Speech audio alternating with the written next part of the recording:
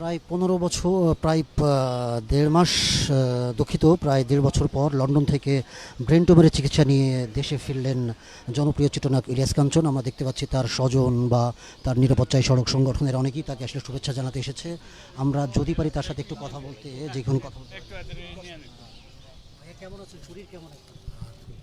আমি তো কি অনেক দিনের কথা হতো। আপনার শরীর এখন কেমন আছে? আচ্ছা, ভালো। দেশবাসীর উদ্দেশ্যে বা যারা আপনার ভক্ত শুভাকাঙ্ক্ষী সবার উদ্দেশ্যে কি বলবেন? সবার উদ্দেশ্য যেটা বলা সেটা সবার দোয়া চাই, এবং আমার দোয়া তাদের জন্য রইল। এটাই হলো আমার আসল কথা আর কি। ইনশাল্লাহ আমরা সবাই দোয়া করছি, পুরো দেশবাসীর দোয়া আছে, আপনি পুরো সুস্থ হয়ে যাবেন। জয় ভাই, যদি একটু জানান আসলে শরীরে আপনার কাছে ফুলটা দিয়ে দিই, ফুলটা একটু ফুলটা।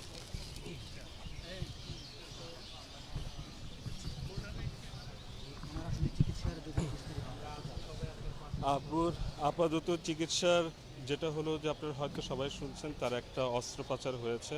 এরপরে রেডিয়েশন চলেছিল তার একটানা প্রায় 2 মাসের মতো। তো ওর পরে এতদিন কিমোথেরাপি চলতেছিল তার। তো কিমোথেরাপির লাস্ট ডোজটা শেষ হলো এই জুলাই মাসে, যে কারণে এখন তাকে একটু বাংলাদেশে একটু নিয়ে আসার, কারণ ডাক্তার বলেছে যে এরপরেও তার চিকিৎসার বেশ কিছু ধাপ আছে যেগুলো তার পূরণ করতে হবে। তো এখন আসছে দেশে, বেশি দিনের জন্য নেই, আবার তাকে ফেরত যেতে হবে বাকি চিকিৎসা পূরণ করার জন্য। কিন্তু লেটেস্ট আপডেট হলো ডাক্তার বললো যে তার টিউমারটুকু অনেকটুকু ছোট হয়ে আসছে, যেটা একটি মানে আমি বলবো যে একটি সুসংবাদ, এবং বাকি চিকিৎসার উপর ডিপেন্ড করবে তার কতটুকু স্বাভাবিকভাবে সে আবার আগের মতো ফিরত আসতে পারে। এই মাসে আবার ফেরত যাওয়ার আমাদের ইচ্ছা আছে, কারণ তার নেক্সট এমআরআই, মাথার স্ক্যান, এগুলো খুব সম্ভবত এই মাসের শেষের দিকে আবার রাখা হয়েছে। চিকিৎসা নিয়ে এসেছেন, আবার খুব দ্রুতই হয়তো চিকিৎসার জন্য চলে যাবেন। এখন আসলে উনি বাসায় ফিরবেন, এখন হয়তো উনি বাসায় ফিরবেন। আসলে উনি সুস্থ, আগের থেকে অনেকটাই বেশ সুস্থ, তবে পুরোপুরি সুস্থ কিন্তু এখনও বলা যায় না। আবার কিছুদিন পরেই হয়তো উনি লন্ডনে তার চিকিৎসার জন্য আবার যাবেন।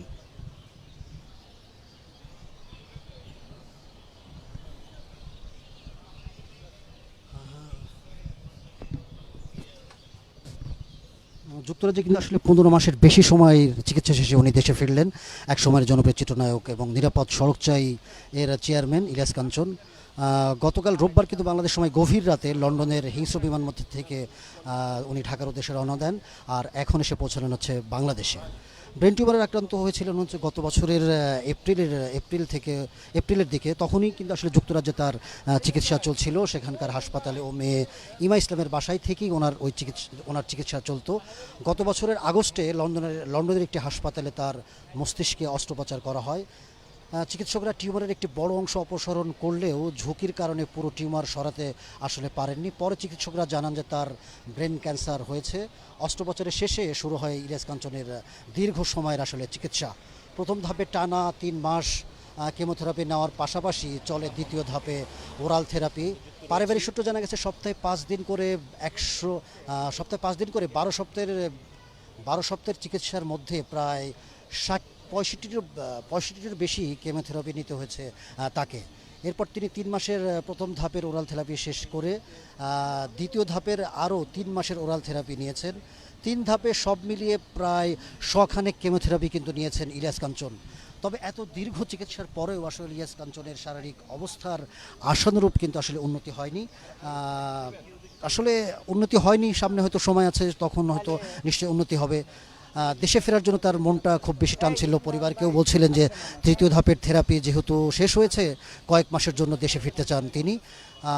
তার ইচ্ছাতেই আসলে কিন্তু তাকে দেশে আনা হচ্ছে। তার শারীরিক অবস্থা আসলে খুব একটা ভালো নয়, অবস্থার উন্নতিও যে খুব একটা হয়েছে তেমনটা বলা যায় না।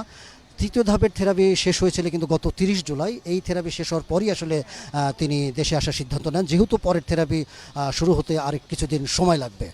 তবে দেশবাসী থেকে শুরু করে তার স্বজন বা তার পরিবারের